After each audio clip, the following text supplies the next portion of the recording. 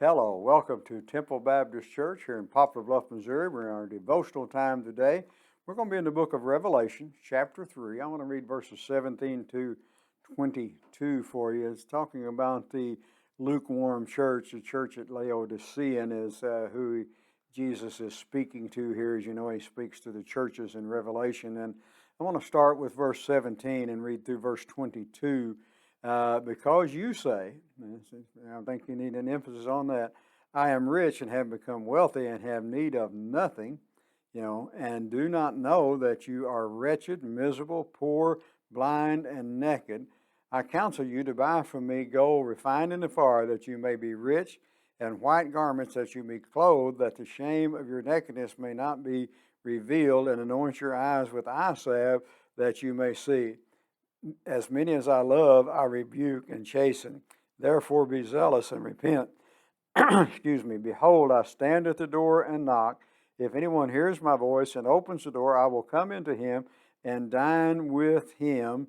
And to him who overcomes, I will grant to sit with me on my throne, as I also overcome and sat down with my Father on his throne.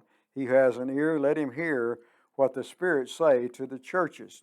I'm going to concentrate mainly on verse 20 there, where he says, Behold, I stand at the door and knock. And you don't see them as much today in churches, but I remember years back, if you went to a church, there'd sometimes be a picture, a painting of Jesus standing at the door.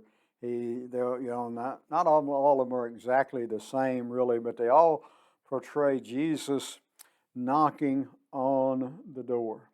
And so here beside this door is this solitary figure in this scene. There can be little doubt that that the paintings are based on probably today's verse, that he stands at the door and knocks. And in the revelation here of Jesus Christ that God gave John when he's exiled on the Isle of Patmos, reveals that this church at Laodicean had become so self-reliant that they thought that they had it all and didn't need anything else, including God. They just didn't, they had arrived and they had everything they need. They didn't know they were wretched.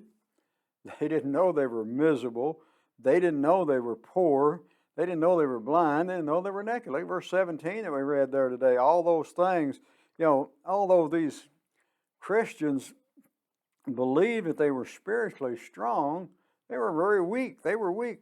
Material success, and that's sometimes a lot of things that happen to us today, is the material success had blinded them to their spiritual poverty. They're not rich in God. They may be rich in a lot of things, but they're not rich in God. And so, they had no interest in the things of eternal value. They were looking at the things of the world.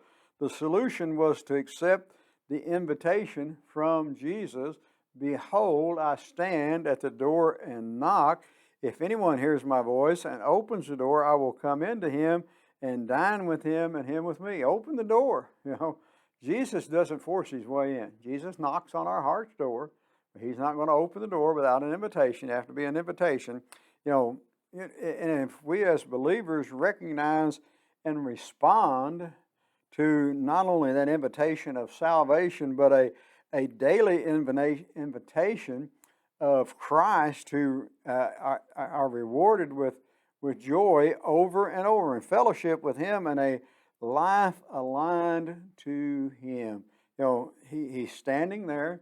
We may think that we've got it all. We may think that we've arrived, like this church at Laodicea had. They were the lukewarm church that he talks about, and so we need to be receptive when God knocks on our heart's door. Let's be ready for him. Let's not turn him away. Don't think, respond daily to the invitation of Christ and our reward with the joys of fellowship with him and a life aligned to him. We just need to be in line with Jesus. If you're one of his children today, are we in line with Jesus, or do we think we've got everything and we haven't got nothing? If we haven't got Jesus, we have a lot of material possession, but that's not really what the what we need today. We need that spiritual relationship with God, that fellowship that only He can provide when we open our heart's door and let Him come in. Come and be a part of our services here at Temple. We meet on Sunday mornings at 8 o'clock for our first service.